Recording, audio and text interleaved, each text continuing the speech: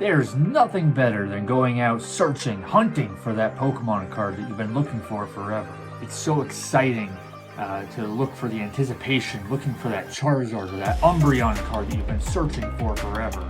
However, it's very important to make sure that you're getting a good deal, because the Pokemon card market goes up, it goes down, and you want to make sure that you're getting a good price on the card. So you want to make sure to do your research and find different tips and tricks, which we're going to go over in this video today on how to find good deals. So let's get right into that. Now, the first place I would recommend going to is eBay. Now, you can get some great deals on auctions on eBay. I don't recommend doing the buy it nows, but if you go to eBay, up at the top where you see here, I have highlighted, in the search bar, all you gotta do is put Pokemon cards. I'm gonna go over a couple other tips also, but just Pokemon cards to start off with. And then the important thing is that you want to go to auction. Now, the reason you want to go to auction is because that's where you can do what's called sniping. So that's why you're going to go over into where it says sort time ending soonest. Now, if you do that, you're going to find all of the auctions that are ending in the next few minutes. Now, if you have one that ends in 5-10 seconds, unless you know for a fact that is a good deal, don't worry about those. Go down to like the 5-10 minutes so you have some time to actually do your research and make sure you're getting a good deal on the card. So when I was writing the script and everything for this video, I went on to eBay so I could get some screenshots for you. I found this great deal. It was 3 of the Beedrill V alternate art cards. At the time, there was 3 hours and 45 minutes left. It was going for $39.06 for 3 of these cards. Now, what I did was I looked up on TCGPlayer.com what one of these cards go for, and they range anywhere from $17 to about $20. Now, these are 3 of them for under $40. Now, obviously, there's no guarantee that the auction is not going to go up further than that, but this is something that you would want to keep an eye out for.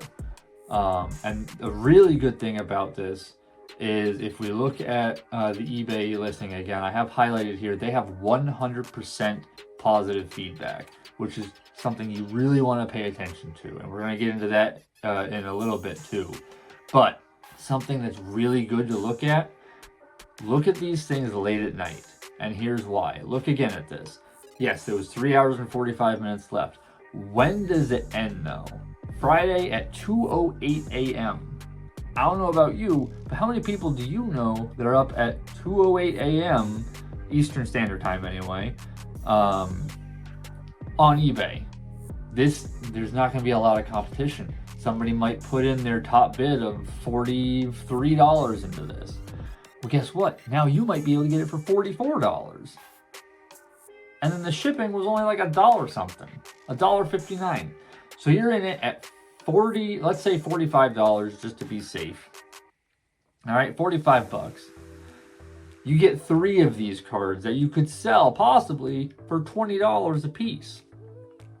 Now, if you want it for your collection, great. You have 1 that you can keep for your collection and then sell the other 2. You basically got that Beedrill V for free because you're getting your money back by selling the other 2. And another one that I saw was this Gengar and Mimikyu card. So this tag team card. They have it buy it now for $120. That's a little steep. But right now there's 0 bid, or at the time there was 0 bids. They still had a little over a day left. But again, this one's gonna end on Saturday at 1:11 a.m. Now looking at TCGPlayer.com, we see that the market is about $110 for this card. So that's why I said the buy it now is a little steep. But if you could get it for 85 bucks, I mean $100 even if it goes up a little bit, it's still a good deal.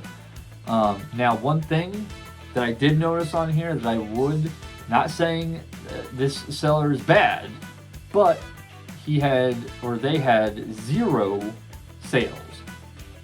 So there's no feedback as to if it's a good seller or a bad seller. So that is something that you want to think about. But I mean, this is a pretty good deal at 85 bucks. And then the last one I saw on eBay when I was doing this research was this Garchomp EX, the gold Garchomp from Paradox Rift, going for $7.50. Usually about a $12 to $15 card. Prices might be going down a little bit soon on it, but for $7.50, it's a good deal. 0 bids again. Now there are 2 days left, so Sunday at 11:02 p.m. So this one might go up a little higher, but this is definitely one that you want to keep an eye on. If you do, and one thing I will mention on this one, I did change the search criteria on this one. The reason I did that was because I want to show you one more thing. I searched, if you look here at the name, it says Pokémon card. If you misspell something, other cards may show up that don't show up on the regular searches. This card did not show up on Pokemon cards. I didn't find it until I looked up Pokémon cards. So there's a good chance this doesn't get any bids, and you could get it for $7.50. So that's another thing. Misspell things. If you're looking for a Charizard, search Charizard. I don't know. Just misspell things on purpose to see if you can find other listings that people aren't looking at, that aren't bidding on. So you could get a steal on these cards. All right. Now, if any of you have watched any of my other videos, you know I love TCGPlayer.com. And, you know, TCGPlayer, if you're out there listening, I'm totally up for a sponsorship. I love to work with you. Let me know. Let me know down in the comments if you're out there. Anyway, TCGPlayer.com is a great place where you can get the market price on your cards. Now, I did find a little way to save even more money though. So what I did was I searched for most of the 151 cards that I'm missing, which we see listed here. So scrolling down all this, we see the total. If we look at the cart summary here, total is going to be $347.76. All right, I need these cards to finish my set. So you know what? Let's see what we can do. But if we check that cart summary again, if you look down at the bottom where it says optimize, if you click on that, I'm going to show you what happens. So you click on that optimize, and then it gives you 3 different carts. Well, 4 different carts technically. Your cart is down at the bottom, your current cart. Total is $338.82. Now, what's very important is these basic rules. You want to keep your current printings and you want to keep your current conditions. Because what this optimize does is it finds you the best prices. Now, sometimes the best prices are going to mean lesser conditioned cards. So you want to keep your current conditions. Whatever condition you're searching for, most likely near mint, but if you want something less than that just to save some money, you definitely can. Just don't check this box, you're going to get the best deals. But let's go back to these other cards. So we know my current cart was $338.82. Now the direct by TCGPlayer, sometimes this one is less. In this case, it's a little bit more. It's $345 instead of the $338. The shipping is a little bit less, but what we really want to look at is this middle one, which I would definitely recommend going to the middle one because they're verified sellers. So we know that these people are verified, they're good sellers, they usually have a pretty good track record, they're top rated, and you still have that buyer safeguard with 100% protection. So, still 8 items. Now that is something you want to pay attention to, because Because playing around with this a little bit, I did notice that sometimes it cuts different cards out. So you might have 8 that you wanted, but it'll show a really low price. But if you don't pay attention, it might have cut 2 of those items out, which happened to me a couple times. You want to make sure you pay very close attention to that. So the item total was $331.59 instead of the $338.09. The estimated shipping was $5.45 instead of $7.45. So you're saving $2 there.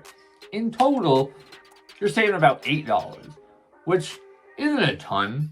But if you think about it, that $8 could get you a whole nother card or 2 or 3 even, depending on the cards you're looking for. So I'm showing you how to find these deals and how to get the most out of every dollar you spend on your collection. And then if you wanted to, you could go to the any seller. That's always going to give you the best deal. The lowest price anyway. I wouldn't say the best deal, but the lowest price. You still have the buyer safeguard with the 100% protection, but you don't have the top rated seller. I mean, you might have some top rated sellers in there, but you're not guaranteed to have just the top rated sellers. So you might get somebody new that doesn't really know what they're doing. Maybe they're not the best seller on the platform, but you're getting a really good deal. Because if you look at this, actually, let's look at this. Packages, you get 6 packages, 7 items. So we're missing an item. Something you want to pay attention to. Estimated shipping is the same. The cart total is $302.86. Now, I don't know what that card is that's missing because I didn't really pay attention to this one. But it could be a card that's $40.